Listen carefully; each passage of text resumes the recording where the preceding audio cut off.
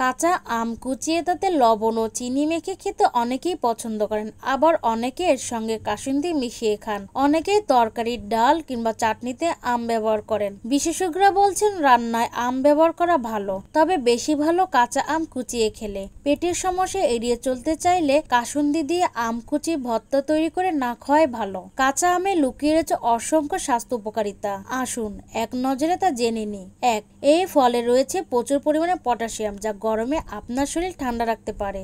2. Vitamin C সমৃদ্ধ এই ফলটিতে চিনি কম থাকায় তাই ওজন ও ক্যালোরি কমাতে দারুণ কার্যকরী। 3. বুক জ্বালা পোড়া, বমিভাব সমস্যা নিরাময় করতে ফলটি খেতে পারেন। 4. গরমে প্রায় সবারই যে সমস্যা হতে দেখা যায় তা হলো অতিরিক্ত ঘাম আর ঘামাচি। অনেক সময় অতিরিক্ত গরমে ত্বকে দেখা দেয় র্যাশ বা অ্যালার্জি। এর থেকে মুক্তি পেতে নিয়মিত ডায়েটে রাখতে পারেন মৌসুমী এই ফলটি। 5. আমের পুষ্টিগুণ রক্ত স্বল্পতা, কোষ্ঠকাঠিন্য ও হজম শক্তি বাড়াতে সহায়ক। 6. মৌসুমী এই ফলটি ত্বক ও চুলের উজ্জ্বলতা বাড়ায়, রোগ প্রতিরোধ ক্ষমতায় বৃদ্ধির পাশাপাশি সকালে বা দুপুরের ঝিমুনি ভাব এড়াতে কয়েক টুকরা কাঁচা আম খেতে পারেন। এর টক স্বাদের জন্য যারা কাঁচা আম খেতে পারেন না তারা কাঁচা আমের জুস করে খেলেও এর উপকার পেতে পারেন। উম্মে উমামা রাত্রি, ভয়েস অফ টাইগার।